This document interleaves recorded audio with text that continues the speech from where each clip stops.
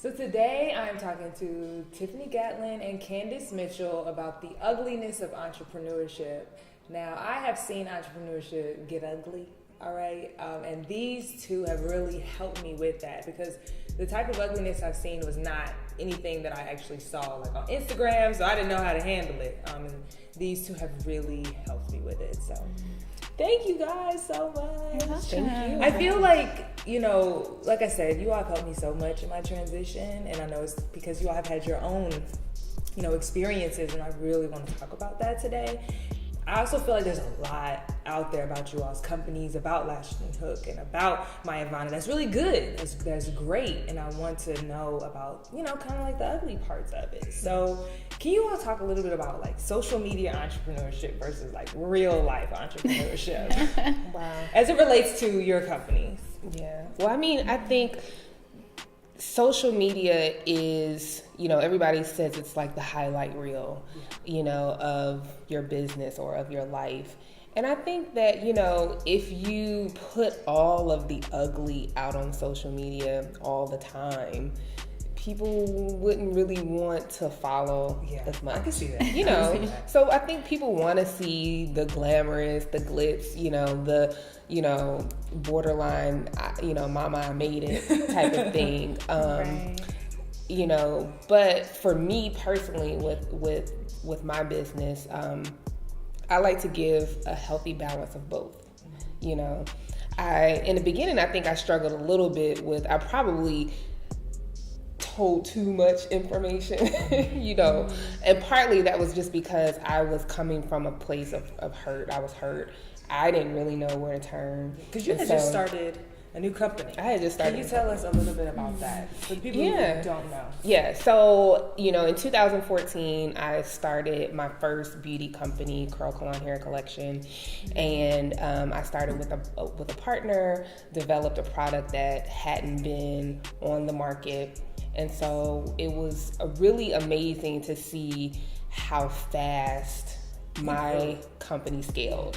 Like, it was like mind-blowing, and it was just such a beautiful thing. And then, things just happened. I had a partner and our goals just didn't align.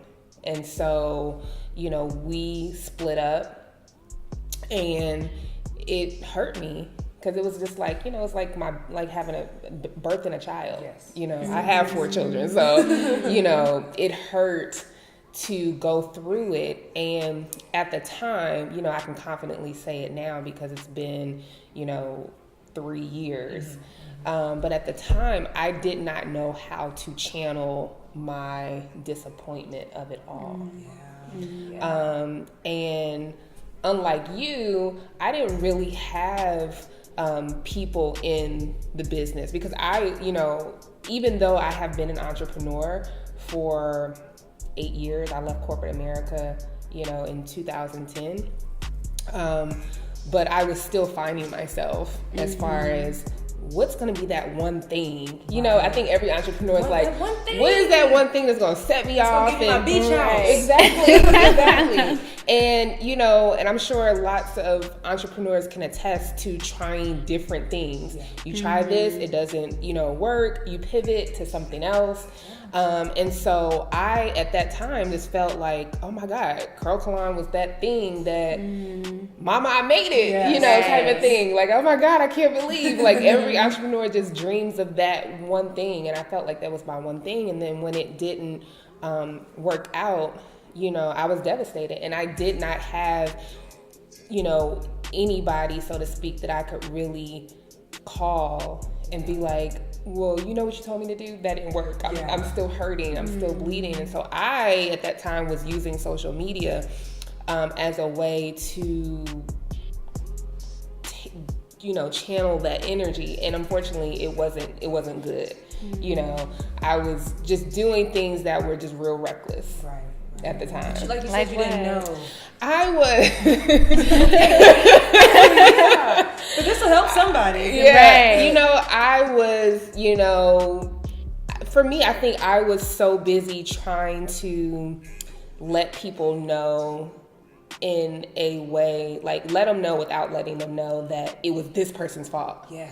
Like this is, you know, they did this. This is why we split up. You know, showing, I was on like, you know, Insta stories, like showing me with my attorney with the stacks of, you know, the case and, you know, just it's like our defense. I was just trying to do everything that I could. Like, I just wanted people to know, like, this is not my fault. This is this person's fault or whatever. And I was just so busy just trying to shift the blame that it took me years to understand that I had blame too. You know, I had blame for setting up a business and not going through the proper channels or understanding how to set my business up properly. Right.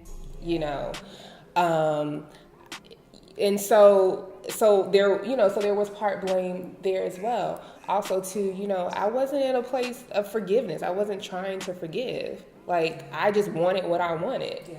You know, and I was just so busy just trying to you know, to get that, and I was just so hurt, you guys. I was just so hurt and so broken, and I started Latched and Hooked broken. Really? You know, yeah, you know, so, and I never felt like I could level up to what I did, what I created the first time. Isn't that amazing how we could think like we've already done our best, like we've already had our greatest hit, our number one selling album already. Yes, yeah, that's how I felt. Tell us a little bit about because you had a transition too, right? So can you talk a little bit about that? Yeah, and it's interesting because I'm kind of an anti-social media person. Like, I'm very private. So I'm very selective with what I do put out there. I really only put things out there that I feel are inspiring to others. Like, you're not going to see me, what I'm doing all day and the whole nine. But what was interesting about our company is that we became a story before we even had a product. So it was the story of 4 Black female engineers coming together to start a tech company, and they're going to transform the hair industry. And so on social media, we started telling that story because that's what was getting us an audience. It got us a lot of press.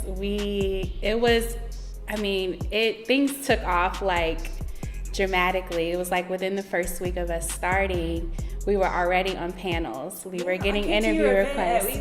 Right. It was crazy to me. And so when things started transitioning, meaning, you know, my co-founders each left the company at different times, it started to kind of infiltrate, like, well, what's going on, you know, in the business when, you know, we were, you know, going through the process just like any tech company, right? You go through an accelerator, you build your MVP, you do a demo day, you go raise money, you launch your product. You know, we were going through all of that, but at different steps, you know, people were dropping off. So from the outside looking in, you know, on social media, you see 4 women, then you see 3, then you see 2, then you see 1. You want to know what's going on. And what's going on, right? Because, and my friend, oh my gosh, just gave me some humor out of it. He called us Destiny's Child. Hey, I like that one. And I was like, oh my gosh, because what happens is you can't stop life while you're building a business, right? So everyone, you know, went their separate ways because of just life reasons. And so, but the transition, you have to balance, you know, the turmoil that's kind of happening behind the scenes, but also keeping your public image. Yeah. Because we are in a world where your image does sell. You know, we have to be realistic about that. You know, unfortunately, perception is reality, right? I like that you say that. Yeah. I'm sorry. No, it is. It just made me think about, like, when I was thinking about my transition, I got off social media before I announced it to make sure that I dealt with all the feelings. Yeah. So that nobody could come in and, like, the part where I was most vulnerable and try to, like, make me think any different. Right. Why did you leave? Well, I had already dealt with all that by the time a lot of people knew. Yeah, and see, for me, I was dealing with it real time. So it's the hard part of, trying to build your business, but at the same time, you have to start defending yourself. Yes. Because people come in with all their questions, because, when you build in a community, within Atlanta, we're in this, tech ecosystem, to some degree, you have a responsibility to your community, especially if they're helping you, right? Yes. So you want to let them know the real deal, but at the same time, you can't let it distract you. Because at the end of the day, we got to get a product out. Did you have anyone, like Tiffini mentioned, she didn't really have anyone. Did you have people to kind of look to during that transition? I had my mom. Yeah. My mom saw my darkest nights because, first of all, when I quit my job, I went to go stay with her. I had a mattress on her floor. I was sleeping on the couch, building this business. So she really saw the ugly side. See, and the thing about it is, though, and I had my husband, and obviously I had my family as well that were helping me through, but none of them are entrepreneurs. Right. And so whereas, they give you the best advice they can, I still felt like they just don't know what I'm going through. That's why I was saying for you all, because I would call my mom and she just was mad. She just be mad. Oh, they're going to be upset. Yeah, and then, so she couldn't really give me practical advice on how to move forward. But it's going to be okay, and I really needed practical steps, which is what you all gave. Well, one of the people that I did end up going to, and I didn't really know her from anything other than social media, was Lisa Price. Really? Yes. And it's so ironic. It's and so when we talk about social media, I can just say the power of social media and how you can have access to someone that you really don't know. We were just following each other via social media, and I think that I've met her different times at different places, just as an admirer that would come to an event that she may have, and I'm like, hi, Lisa Price, I'm Tiffini. I don't know you. Right. But I think over the years, just making that connection, commenting on posts and seeing her out and about made me feel comfortable enough to reach out to her, and I just sent her a message and was like, hey, I'm going through something. Can I talk to you? And I'm gonna always mention this because it's not the first time that I've mentioned it, but I always mention it because the kindness that she had to accept my request to say because I was hurting so deeply, you guys. I was hurting so deeply, and I wanted to. I know that she had gone through things with, having Carol's daughter, and I just knew that she would have some type of advice and a story that she could share with me that would make me feel okay. Yeah, and honestly, she was one of the people that said, kind of relax on or putting out any negative anything negative or whatever the case may be. Because one of the things that she said that really resonated with me is and this goes back to social media as well, is that people can put out things, the picture of their home, a picture of their car, a picture of them, on the beach chilling or whatever, but we don't always get that seat in the front of anything that they're dealing with personally. Yeah, what it costs to get there. Right, what it costs to get there. We don't get that. We don't get that pleasure. And you have to, something has to sit well with you inside to say that I've done good. I've done the best that I could. That's the big one right there. And whatever karma or whatever has to come, the dealings that they have to go through, I might not ever see that. Right. But that's not even. I gotta be okay with it. I gotta be okay with it. And that's when I kind of took that and said, I've got to focus on Latched and Hooked and Tiffini. Yes. And I've got to remove all those other distractions. And it was it didn't, and I did not begin to heal until I started removing those distractions. I love that you mentioned Lisa. I've never told anybody this, but I asked Lovey, because she answers everybody's Instagram post. So I'm like, maybe she'll answer mine. And I told her I wanted to leave. And she was like, yeah, leave. I just left my nonprofit, the Red Pump. I don't remember what it was called. Yeah, Red Pump Project. Yeah, she left. She was like, I just closed it down after 7 years. You can leave. And I was like, for some reason, I was searching for every answer that I could get to validate what I was going Which you through. already knew. Yeah, what I already knew. Which you already That's knew. a big one. That's a big one. I Yeah. already knew what I wanted to do. I just wanted someone else to think I was right. You know what I'm saying? And that's human. Yeah. It is, yeah. I know when I went through, well, I've been through several transitions. I'm like, which one are we going to talk about Today. Just to be real, right? So I will say my last transition, my transition to being the only co-founder running the business, I'll say that.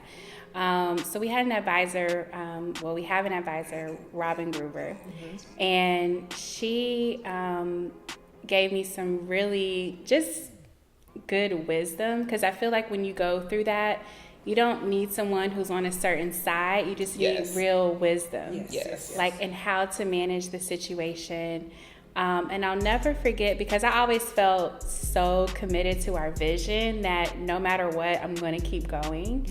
And I feel that you need someone who is going to help you stay committed to that. Because when you go through transitions, you can feel the wavering, right? It's like, dang, do I mean, there's so many questions. Questions, right? And I feel that, it makes you vulnerable to feelings of self-doubt and fear and, but I think that what's in your heart. And at the end of the day, you have to follow that. Yeah, that's so true.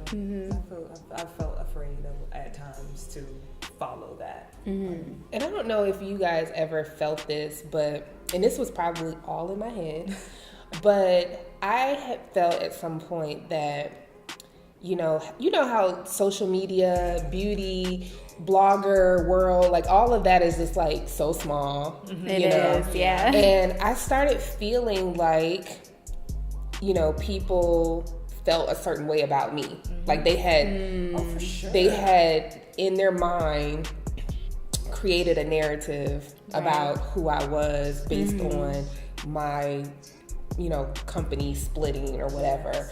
And I just started feeling like people were looking at me differently, which is why I felt like was so hard trying to prove like this wasn't me, Yeah. Which may not even be true. They might not even have cared. They don't even care about me. But in my head, I was thinking like, they don't feel, Because do you feel that you owe people an explanation? Yes. Okay. I think that's what really tears at us, because you feel like you have to announce and explain everything. Can we talk everybody. about that? Yeah. Like, okay, so we got a part 2 for this, and I want to start it off with talking about that. Okay.